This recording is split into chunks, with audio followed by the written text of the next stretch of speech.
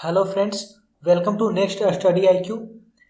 दोस्तों, पिछले वीडियो में हमने एशिया के बारे में डिस्कस किया था, एशिया महाद्वीप के बारे में। आज की इस वीडियो में हम यूरोप महाद्वीप को पूरी डिटेल में डिस्कस करेंगे, पूरी डिटेल में पढ़ेंगे। तो दोस्तों, वीडियो को अंत तक जरूर देखेंगे। ये महाद्वीप का पार्ट 2 है। ठीक है, चलिए स्टार्ट करते हैं। दोस्तों, सबसे पहले यूरोप के बारे में जानते हैं। दोस्तों, यूराल एवं काकेशस पर्वत जो है, ये एशिया महाद्वीप को यूरोप से पृथक करता है, यानी कि अलग करता है। ठीक है, इस महाद्वीप में 46 देश आते हैं।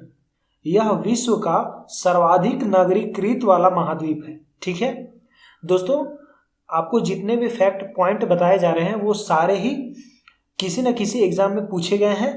आप उसे जरूर याद रखेंगे। ठीक है, मैंने जितने भी पॉइंट यहाँ पे लिए हुए हैं ये सारे सिलेक्टेड पॉइंट लिए हैं। ठीक है, तो आप ध्यान से वीडियो को देखेंगे।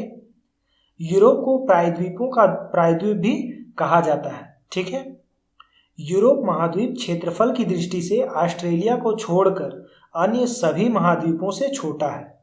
ठीक है, यूरोप महाद्वीप उत्तर में ध्रुव सागर, दक्षिण में भूमध्य सागर, काला सागर तथा पश्चिम में अंध सागर जिसे से घिरा हुआ है। ठीक है, नेक्स्ट पॉइंट है यहाँ पे, यूरोप का सर्वोच्च शिखर जो एलबुर्ज है, जिसकी ऊंचाई 5642 मीटर है, रूस में ये स्थित है। अल्पास की सबसे ऊंची चोटी जिसे माउंट ब्लैंक फ्रांस में स्थित है, ये अल्पास की सबसे ऊंची चोटी, ठीक है, जिसका नाम है माउंट ब्लैंक फ्रांस। ठीक है दोस्तों, यूरोप महाद्वीप की सर्वाधिक महत्वपूर्ण नदी है डेन्यूब, जिसकी लंबाई 2842 किलोमीटर है। ठीक है, ये ऑस्ट्रिया, बुल्गारिया, चेक, स्लोवाकिया, यूगोस्लाविया और रोमानिया से होकर बहती है। यूक्रेन की सीमा के निकट काला सागर में ये गिर जाती है। डेन्यूब नदी के तट पर बुडापेस्ट, बुखारेस्ट, वियना और बेलग्रेड बंदरगाह स्थित है। दोस्तों, जितने भी पॉइंट आपको बताए जा रहे हैं वो बहुत ही इंपॉर्टेंट हैं, तो आप याद रखेंगे। यूरोप की सबसे लंबी नदी वोल्गा नदी, जिसकी लंबाई है 3687 किलोमीटर, इसे डॉन नदी में मिला दिया गया है। ठीक है, इसे काला सागर से होकर समुद्री जहाज महाद्वीप के भीतरी भागों में जाने लगे हैं। यूरोप महाद्वीप का सबसे बड़ा नगर लंदन है, जो टेम्स नदी के तट पर बसा हुआ है। ठीक है, और दोस्तों, फ्रांस भी यूरोप में ही स्थित है, जिसकी राजधानी पेरिस है, और ये सीनी नदी या सीन नदी के तट पर बसा हुआ है फ्रांस। विश्व का सुंदर नगर माना जाने वाला देश है फ्रांस। ठीक है, इसे फैशन की नगरी भी कहा जाता है। फ्रांस को फैशन की नगरी भी कहा जाता है। ठीक है, राइन नदी का जलमार्ग यूरोप का सर्वाधिक व्यस्त अतः स्थलीय जलमार्ग है। ठीक है, यूरोप का सबसे महत्वपूर्ण रेल मार्ग ओरिएंट रेल मार्ग है, जो फ्रांस के पेरिस नगर से टर्की के कुस्तुनतुनिया नगर के मध्य तक चलती है। ठीक है, क्षेत्रफल की दृष्टि से विश्व का सर्वाधिक बड़ा देश जो है रूस, यूरोप महाद्वीप में ही आता है। और शैंपेन शराब विश्व में सबसे अधिक फ्रांस में बनती है। फ्रांस में सूरा और सुंदरियों का भी देश कहा जाता है फ्रांस को। ठीक है, यूरोप के यूक्रेन गणराज्य विश्व का प्रथम गेहूं उत्पादक क्षेत्र है, जो विश्व का अन्न भंडार या रोटी की डलिया के नाम से भी जाना जाता है। इटली विश्व का सर्वाधिक अंगूर व जैतून उत्पादक देश है।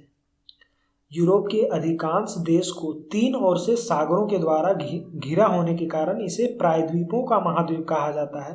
यूरोप के फिनलैंड को झीलों का देश कहा जाता है। ठीक है, यूरोप का ब्लैक फॉरेस्ट और होर्ज पर्वत श्रृंखों जो है ये पर्वत है। ठीक है दोस्तों, इटली को यूरोप का भारत भी कहा जाता है, क्योंकि यह भी भारत की तरह कृषि प्रधान देश है। ठीक है, यहाँ हिमालय की तरह अल्पास पर्वत है। यूरोप में जल विद्युत का सर्वाधिक विकास इटली एवं स्वीडन में हुआ है। फ्रांस को वाइन यार्ड और नॉर्वे को फियोर्ड तटों का देश कहा जाता है। ठीक है, इंग्लिश चैनल फ्रांस को यूनाइटेड किंगडम से अलग करता है। नेक्स्ट पॉइंट देखते हैं दोस्तों, यहाँ पे डोवर जल डमरू मध्य से जाने वाली चैनल सुरंग यूनाइटेड किंगडम और फ्रांस को जोड़ती है।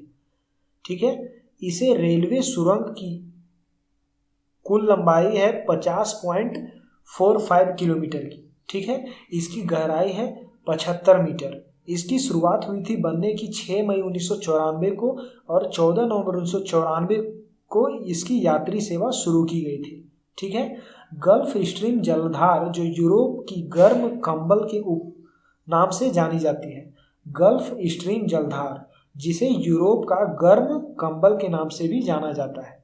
ठीक है, स्विट्जरलैंड को यूरोप का खेल का मैदान कहा जाता है। नीदरलैंड ने उत्तरी सागर के तट के साथ बड़े बड़े तटबंध बनाकर समुद्र से भूमि प्राप्त की है। इन तटबंधों को डाइक कहा जाता है।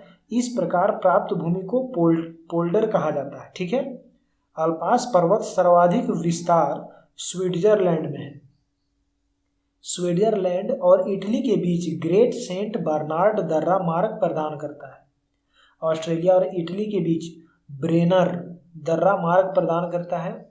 ठीक है दोस्तों, विश्व का सबसे लंबा भूमिगत रेल मार्ग जो है ये लंदन एवं पेरिस को जोड़ता है। पो नदी को इटली का गंगा कहा जाता है। पो नदी को इटली का गंगा कहा जाता है। ठीक है, फ्रांस की सीन नदी इंग्लिश चैनल में गिरती है। फ्रांस को भूमि व जलवायु की दृष्टि से लघु यूरोप भी कहा जाता है। ठीक है दोस्तों, फ्रांस जो है यूरोप का एक ऐसा देश है जो खाद्यान्न उत्पादन में आत्मनिर्भर है। इसे किसानों का देश भी कहा जाता है। नॉर्वे के स्लेबार्ड द्वीप में अंतर्राष्ट्रीय बीज भंडार बनाया गया है। ग्रेट ब्रिटेन के अंतर्गत इंग्लैंड, वेल्स और स्कॉटलैंड सम्मिलित है जो क्रमशः इसके पूर्वी, पश्चिमी और उत्तरी भाग में स्थित है। ठीक है, उत्तरी आयरलैंड सहित ग्रेट ब्रिटेन को यूनाइटेड किंगडम कहा जाता है। इंग्लिश चैनल व डोबर जल संधि के द्वारा यह यूरोप की मुख्य भूमि से अलग होता है। ठीक है, जॉर्जिया, आर्मेनिया व अजरबैजान को संयुक्त रूप से काकेशस राज्य कहा जाता है। ठीक है, मॉस्को को 5 सागरों का पतन कहा जाता है और ये सागर हैं कैस्पियन सागर, काला सागर, बाल्टिक सागर, खेत सागर व लडोगा झील। ठीक है, इन 5 सागरों को मिलाकर मॉस्को को 5 सागरों का पतन कहा जाता है। ठीक है, तो दोस्तों आपको ये वीडियो कैसा लगा यूरोप कॉन्टिनेंट का? दोस्तों नेक्स्ट वीडियो में हम बात करेंगे अगले कॉन्टिनेंट का। ठीक है, तब तक के लिए बने रहिए इस वीडियो में। और दोस्तों अगर आप अभी तक इस वीडियो को लाइक और शेयर नहीं किया तो लाइक और शेयर कर दें और साथ ही चैनल को सब्सक्राइब भी कर लें ताकि आने वाले हर एक वीडियो की नोटिफिकेशन आप तक सबसे पहले पहुंच सके। तो दोस्तों मिलते हैं नेक्स्ट वीडियो में एक इंटरेस्टिंग टॉपिक के साथ। तब तक के लिए जय हिंद, टेक केयर।